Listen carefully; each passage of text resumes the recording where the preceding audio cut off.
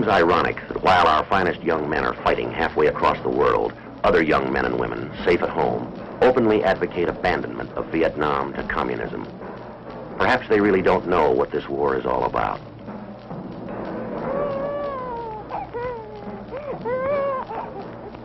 In the words of a battle-weary young Marine, they would understand if they'd cross this 10,000 miles of ocean and live with us. A day in Vietnam.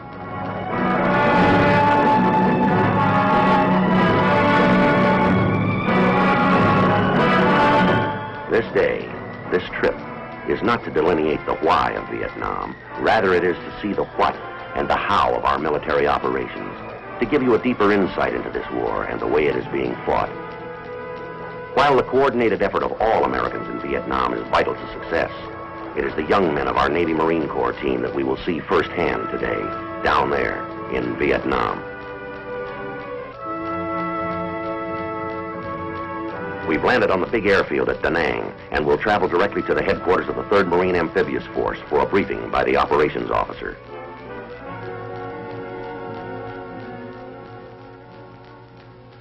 Gentlemen, I will give you a brief rundown on our present status in Vietnam, together with a thumbnail sketch of the initial landings and subsequent buildup. As you can see on this map, the 17th parallel divides North Vietnam from South Vietnam. Militarily speaking, South Vietnam is divided into 4 areas. The 4th Corps area in the south, the 3rd Corps, the 2nd Corps, and in the north, the 1st Corps, or as we call it, the I Corps area. The area within this I Corps is approximately 10,000 square miles with a beach line or coastline of 167 miles.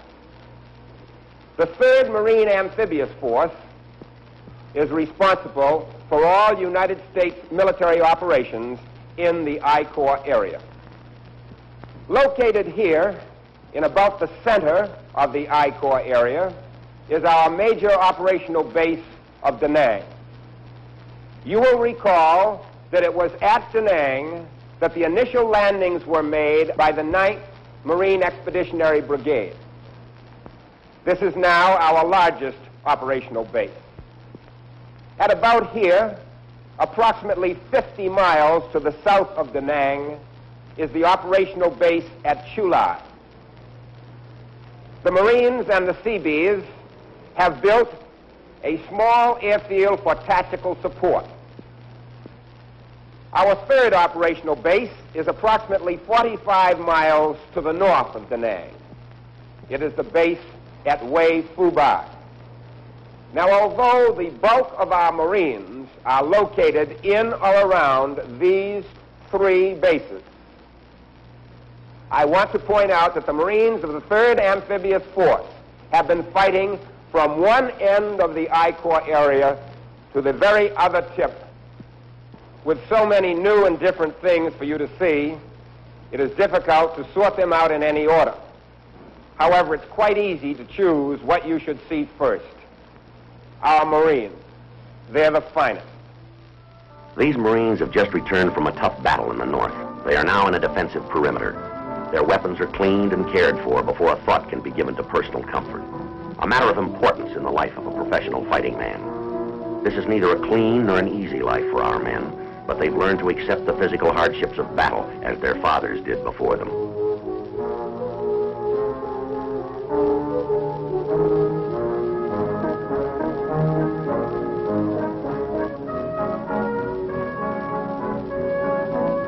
In their famous hymn, Marines recount battles fought in every clime and place. Here in Vietnam, except for snow, they prove it. From the soft ooze of the rice paddies, they move on through swift-running canals and streams. Then push forward into the jungles that fringe the mountains, where elephant grass tears at the skin while vines tangle the feet and giant trees cut off the sun. But it's not just a matter of long walks in the tropical heat. Each and every step must be a cautious one, for the Viet Cong have prepared the way with mines and booby traps. So watch your step. A false one and your ankle is pierced by the nails of a crudely cunning trap that only digs deeper as you fight to pull away.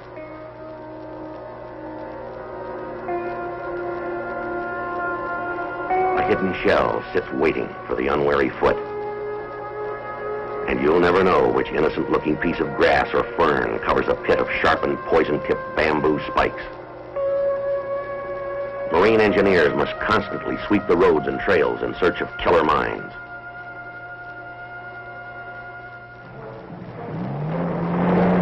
The troops must provide a screen of security behind which Americans can assist the Vietnamese in the revolutionary rebuilding of their nation. It is necessary to constantly patrol the outlying villages and countryside to deny re-entry to the Viet Cong. Marines initiate literally hundreds of small patrols and ambushes throughout the I Corps area each week. But one of the most difficult jobs in this war without a front is to distinguish friend from foe. Each person must be carefully searched and identified. Whether VC are turned up by such scrutiny or captured in combat, they are treated with scrupulous fairness under the international rules of the Geneva Convention.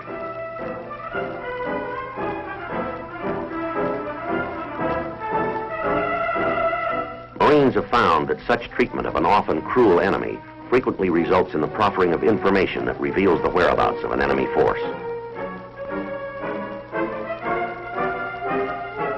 In possession of such knowledge, Marines react quickly. Plans are rapidly formulated, and a striking force moves out swiftly.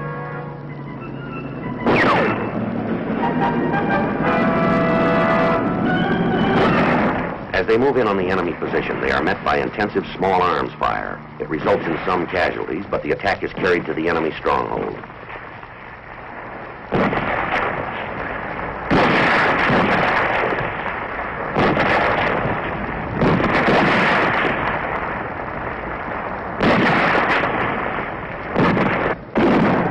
The Viet Cong are well dug in. The command decision is to call for artillery fire support to dislodge them. The observer gives the exact location to ensure the safety of friendly elements close by.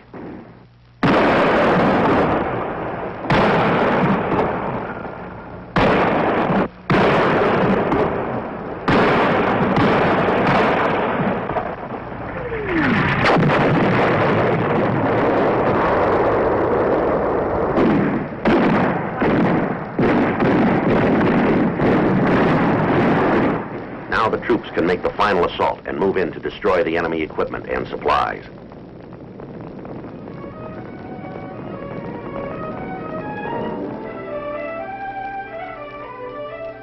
Many of the hamlets our troops approach are known to be friendly, but even they must be approached cautiously, for emotional reactions are primal when villagers are first confronted by men with weapons. A Vietnamese farmer's entire world is a thatched hut, a small rice paddy, his wife and children. For the past quarter of a century, his village has been a battleground, completely isolated by Viet Cong destroyed bridges and mined roads. The VC wanted food. They took his rice. They wanted soldiers. They shanghaied his sons. His village chief objected and was beheaded. His neighbors who protested were beaten. He can trust no one. The Viet Cong told him the Marines would come to seize homes, murder children, and enslave entire families.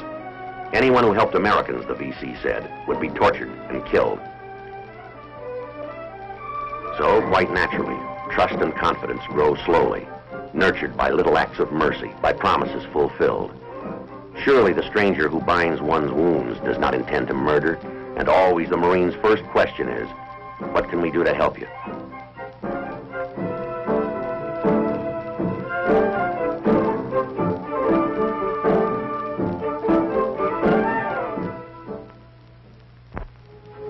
When the Viet Cong have been driven out of the area, a combined action company is formed to provide security for the village. Marines and South Vietnamese popular forces, militiamen from the village, work and train together in this company. Their patrols and ambushes prevent Viet Cong reinfiltration. The villagers and their headman live unmolested.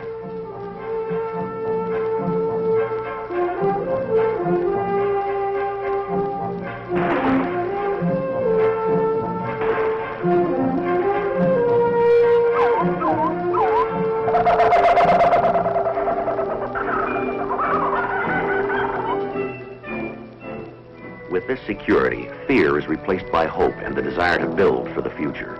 Marines work side by side with the village people, constructing churches, hospitals, and schools. American generosity provides the building tools, even the very bricks and mortar. Through many civic action funds, and the Marine Corps Reserve Care Program is one of them, Americans are giving unstintingly to help in this rebuilding of a nation and its people. In classrooms such as this, children, and adults too, are learning for the first time of the vast potentials of our free and democratic system. It is on this other front in the battle to win the hearts and minds of the Vietnamese people that will be determined the kind of world their children, and our children too, will come to inherit. The Navy corpsman with his bar of soap and his bag of medical gear already is well loved by the Vietnamese people, symbol of America's helping hand. But he is only one of 100,000 Navy men committed to the war in Vietnam.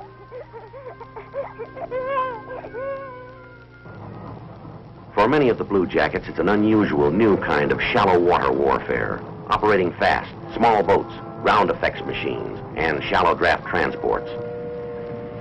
They hunt down and destroy the waterborne Viet Cong and act as advisors to the Vietnamese Navy as they move their troops along the water high roads for an attack on a riverside VC encampment.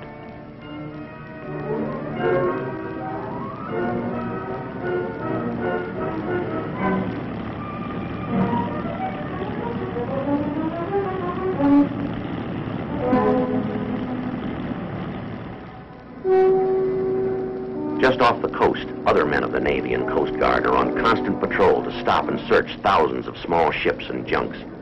Many are carrying supplies intended for the Viet Cong. This blockade is known as Operation Market Time. It involves the surveillance of 1,000 miles of coast from the 17th parallel to the Gulf of Siam.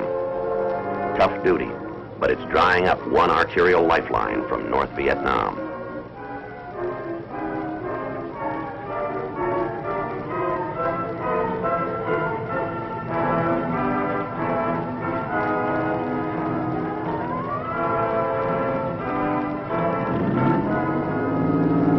Well offshore, in the deep blue of the China Sea, is the backbone of our Navy surface forces, the aircraft carrier. It's a floating mobile air base complex.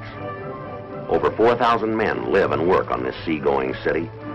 To keep the ship in operation and its pilots in the air requires the effort of a community of freemen, engineers, clerks, doctors, mechanics, pipe fitters, radar men, cooks, and bakers. Their working day averages 12 hours. It can be 18 or even longer when air operations are underway and planes are being sent aloft at 30-second intervals.